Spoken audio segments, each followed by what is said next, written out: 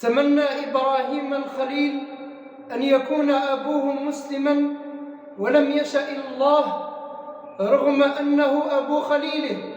وتمنى نوح عليه الصلاة والسلام العبد الشكور أن يكون ابنه مسلما ولم يشأ الله رغم دعاء نوح عليه السلام.